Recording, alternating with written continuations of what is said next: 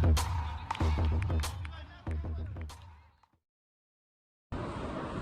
स्वागत है आप सभी का। आज हम बात करने वाले हैं इंडिया के क्वालिफिकेशन सिनेरियो की जो T20 वर्ल्ड कप में हो सकता है। जो कल का मैच था इंडिया वर्सेस अफगानिस्तान, उसमें जो इंडिया ने जीत दर्ज करी है 66 रन से, उससे हमारी क्वालिफिकेशन होप्स काफ़ी हद तक बढ़ चुकी हैं, क्योंकि कल इंडिया बहुत अच्छा खेली और बहुत एग्रेसिव ब्रांड ऑफ क्रिकेट देखने को मिला और नेट रन रेट भी काफ़ी अच्छा हुआ। तो हम होप कर रहे हैं कि कुछ और रिजल्ट हमारे साइड जाए और हम क्वालिफाई करें। जैसे कि कल हमने रोहित शर्मा की प्रेस कॉन्फ्रेंस देखी थी, तो उसमें रोहित शर्मा ने भी यही बोला था कि जो इंडियन टीम थी वो जो एग्रेसिव क्रिकेट खेलना चाहती थी वो फर्स्ट 2 मैचेस में उस चीज़ को वो लोग इम्प्लीमेंट नहीं कर पाए, लेकिन थर्ड मैच से वो लोग उस चीज़ को इम्प्लीमेंट कर पाए एंड हमने रिजल्ट सामने थे आप सबके। अगर हम बात कर लेते हैं ग्रुप जो हमारा बी है, इसके अंदर नेट रन रेट की सारी टीम्स के, इसमें पाकिस्तान में इंक्लूड नहीं कर रहे हैं, तो अफगानिस्तान का नेट रन रेट है +1.481, न्यूजीलैंड का है +0.816 और इंडिया का है +0.073। अब इसी को सुखमीत आपको मोर ब्रीफली समझा सकते हैं, तो मैं चाहूँगा सुखमीत आप एक बार हमारे व्यूवर्स को एक्सप्लेन कीजिए कि कितना रन्स मैटर करेंगे इस नेट रेट को, प्लस और या माइनस जो भी करने हैं। तो जो अफगानिस्तान का नेट रन रेट है 1.481 प्लस पॉजिटिव है।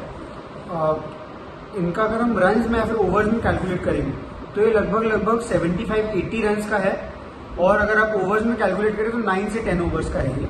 उसके बाद न्यूजीलैंड, अफगानिस्तान के बाद न्यूजीलैंड का अच्छा है 0.816, इनका है 35-40 रन्स का, जो कि आप समअप कर सकते हैं 5-6 ओवर्स में चेज में अगर आप देखें।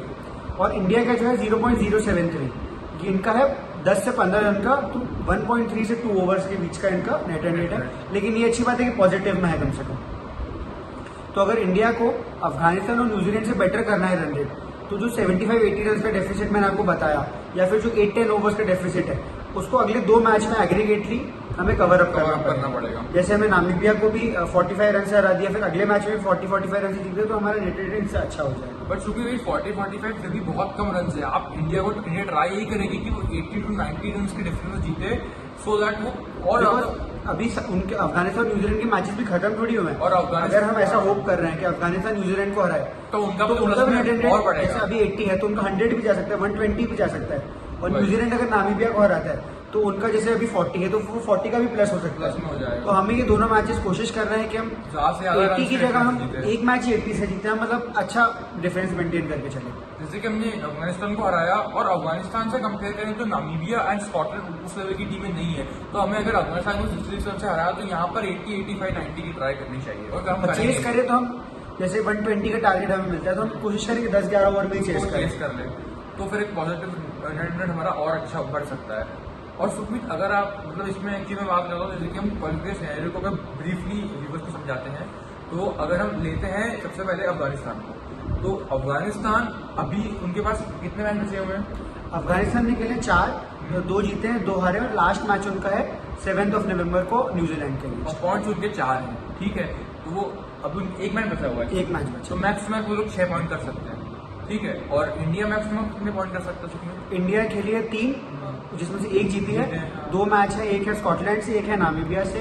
तो इंडिया भी अगर दोनों जीतती है तो इंडिया भी 6 पॉइंट कर सकती है। और न्यूजीलैंड की अगर हम बात करें तो जो सबसे बड़ा थ्रेट है इंडिया के लिए सेमीफाइनल होप्स के लिए, वो है न्यूजीलैंड, क्योंकि न्यूजीलैंड अगर अपने बचे हुए दोनों मुकाबले जीतती है तो वो 8 पॉइंट पे पहुंच जाते हैं, और अगर वो 8 पॉइंट पे पहुंच गए फिर तो नेट रन रेट की बात ही नहीं आएगी, और वो डायरेक्ट क्वालिफाई कर जाएगी और इंडिया बाहर हो जाएगी। तो सबसे पहले तो इंडिया को ये होप करना है कि न्यूजीलैंड को नामीबिया या फिर अफगानिस्तान में से कोई एक टीम जरूर हराए, और इसमें चांसेस अफगानिस्तान के सबसे ज्यादा हैं। बट वही चीज है कि इंडिया को नेट रेट अपना पॉजिटिव करना पड़ेगा, अगर अफगानिस्तान जीतेगी तो वो लोग भी वहां पर अपना नेट रेट पॉजिटिव और बढ़ा लेंगे। तो अब हम बात करते हैं, एक होता है बेस्ट पॉसिबल सिनेरियो। तो इस ग्रुप में बेस्ट पॉसिबल सिनेरियो इंडिया के लिए ये है कि नामीबिया हरा दे न्यूजीलैंड को, ताकि नामीबिया अगर हराएगी न्यूजीलैंड को तो और न्यूजीलैंड हरा दे अफगानिस्तान को, तो अफगानिस्तान जिसका इतना अच्छा नेट रन रेट है उसकी कहानी खत्म हो जाती है, क्योंकि वो 4 पॉइंट पे रह जाते हैं। और फिर न्यूजीलैंड के फिर हो जाएंगे 6 पॉइंट, पर न्यूजीलैंड का net run rate as compared to Afghanistan कम है, तो इंडिया को बेटर रहेगा, क्योंकि इंडिया न्यूजीलैंड का नेट रन रेट कवर कर सकती है। और इंडिया के पास चांसेस है, हमारे पास 2 मैचेस है, इजी मैचेस है, तो हम कवर इजीली कर सकते हैं। तो हमारा बेस्ट पॉसिबल चांस ये है कि नामीबिया हराए न्यूजीलैंड को, न्यूजीलैंड हराए अफगानिस्तान को, और हम दोनों मैच अच्छे मार्जिन से जीते। और मोस्ट रियलिस्टिक अगर सिनेरियो की बात करी जाए तो उसके अंदर एक तो पॉसिबल था ये, और जो मोस्ट रियलिस्टिक ये है कि हम सब जानते हैं नामीबिया न्यूजीलैंड को शायद इतनी टफ फाइट ना दे पाए, लेकिन अफगानिस्तान जरूर दे सकती है।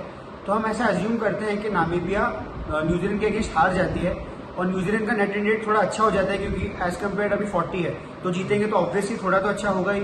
और जो नेक्स्ट मैच है अगर वो अफगानिस्तान से हार जाती है न्यूजीलैंड, तो उस केस में 3 वे टाई हो जाएगा। उस केस में अफगानिस्तान की भी 6 पॉइंट, न्यूजीलैंड की भी 6 पॉइंट, और इंडिया दोनों मैच जीते तो इंडिया की भी 6 पॉइंट। उसमें नेट रन रेट पे बात जाएगी। और तो इंडिया के क्वालिफाई करने के सारे बेस्ट पॉसिबल सिनेरियोज हमने डिस्कस कर लिए। तो अब हम आते हैं फाइनल कंक्लूजन पर।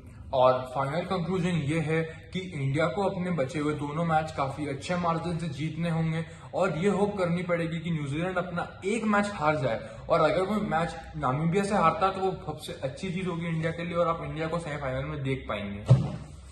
तो जल्दी मिलेंगे हम एक और नए वीडियोस के साथ। तब तक के लिए आप हमारे चैनल को सब्सक्राइब कर लीजिए और बेल आइकन भी दबा दीजिए। Thanks for watching. Stay tuned.